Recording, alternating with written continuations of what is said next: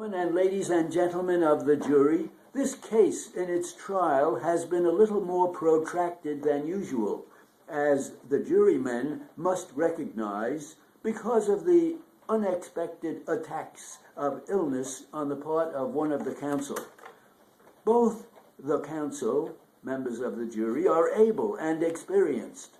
They have conducted this trial with commendable fairness and courtesy, not only to each other, but to the court.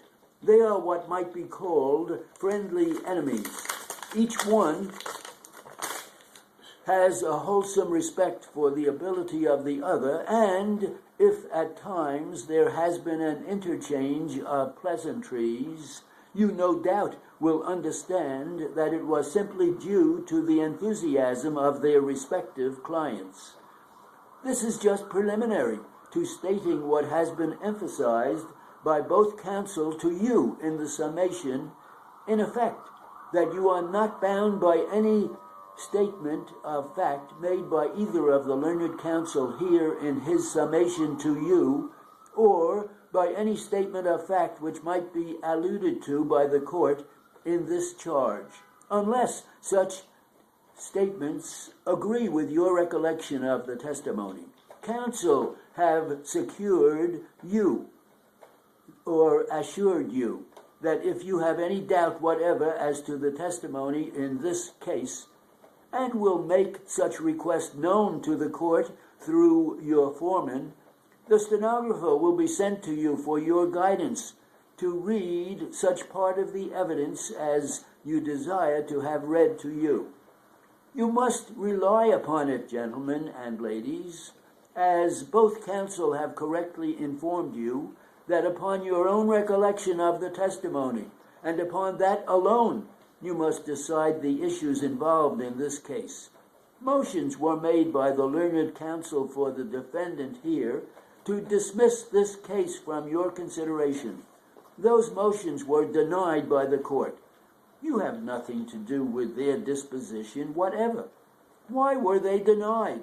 Simply and solely because, from the evidence in this case, the court was of the opinion that questions of fact were presented which you 12 men should be called upon to consider and determine.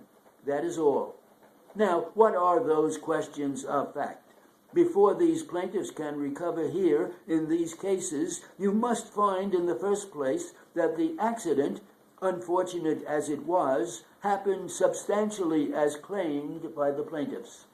You must find that at the time of this occurrence, the plaintiff was driving his car in an easterly direction and had practically crossed Madison Avenue when the rear end on the right-hand side of his car was struck by the northbound car owned and operated by the defendant.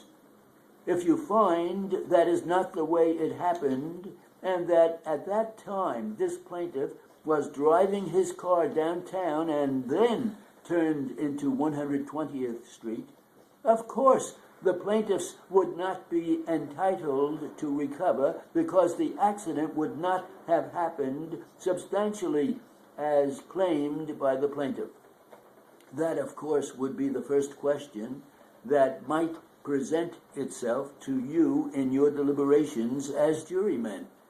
If you find that the accident happened substantially as claimed by the plaintiffs, you have two questions of fact here to determine, and both of these questions of fact, before there can be any recovery, must be established by the plaintiffs by a fair preponderance of the credible testimony, which does not mean that they must be established by the greater number of witnesses, but by the character and quality of their testimony. Because evidence must be weighed, gentlemen, and not counted, and on these questions of fact, the plaintiffs have the burden of proof. In other words, they must be established by the plaintiffs before there can be any recovery by more believable, more credible, more convincing testimony than that produced on the part of the defendant. And if on these questions of fact you find the evidence evenly balanced, in which case the scales of justice would not lean more towards the plaintiffs, than towards the defendant, then of course there can be no recovery for the plaintiffs, because in such event the plaintiffs would not have sustained the burden of proof cast upon them by law. Now, ladies and gentlemen, before there can be any recovery, there are two questions of fact which must be established by these plaintiffs. First, that the plaintiffs were not guilty of any negligence which contributed to, in the slightest degree, to the accident. Were these plaintiffs negligent? If so, in what respect?